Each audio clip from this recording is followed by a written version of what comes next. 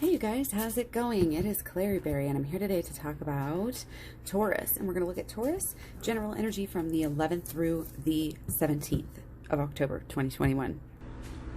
Okay, so I hope you guys are doing very well. We are in the thick of the Libra stellium, which is in Taurus 6th house. Okay, so our themes are going to be looking at our vitality, looking at our health and our fitness systems and our patterns and commitments we once made. This is interesting because I feel like we've definitely, with this Mercury retrograde and everything else in retrograde, really looking back at what we've been doing, analyzing it.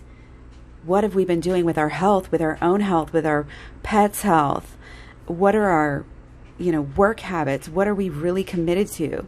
Is your life, is your organization, or your habits really helping you get where you want, get to help you help others?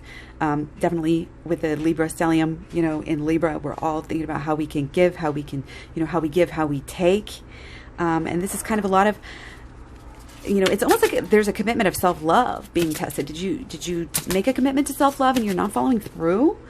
Maybe definitely a good week to look at that. Okay. So yeah, we had some plans and did we put them off because something else was more fun, or there was just issues? And there are issues. There's a lot going on.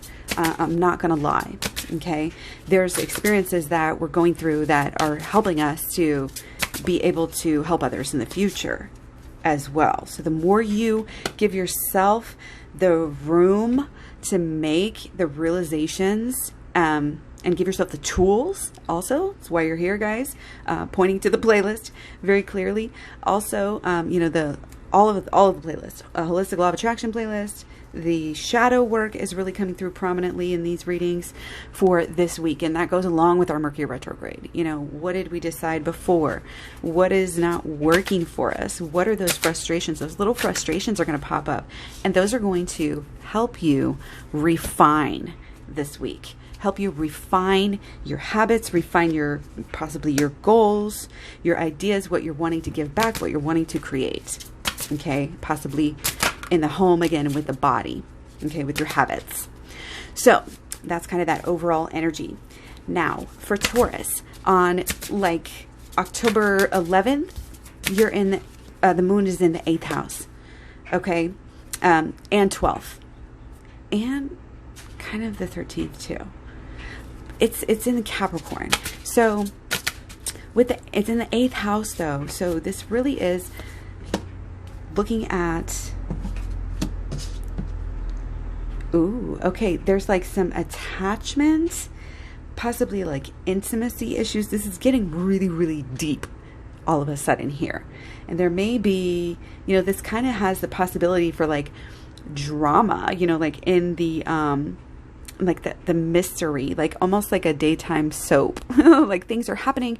There may be, some changes going on. But this also just speaks to power and desire, and there's definitely overlying themes of power, maybe some struggles and issues coming through with these partners that we may be, having shared money or assets with, things like that. But it really does speak to really deep experiences, which can lead to growth, okay? It's about letting go of some of these.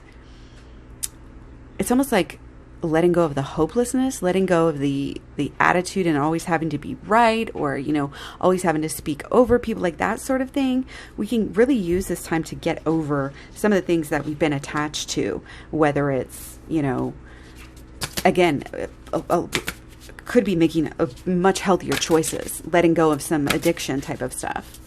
Okay. That's just not helping you with your connections with anybody. It's not helping you manage your life. Okay, so look at that whenever you're looking at the 12th and the 13th. So the 14th and the 15th, we have Moon in Aquarius in the 9th house. Okay, so these days are going to be possibly a little brighter here, a little more fun, a little more social, talking about, getting out, seeing the world. And also we're able to make some changes again, back to our kind of our habits here for sure coming through. Our outlooks, our big picture outlooks on life, kind of what, not necessarily just what we're trying to do, but how we see things.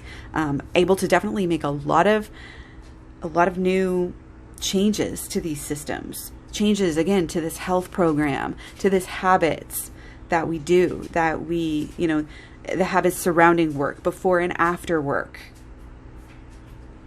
how we deal with our people during those times as well. Possibly our children, our family, taking care of our plants and our pets, those sort of things.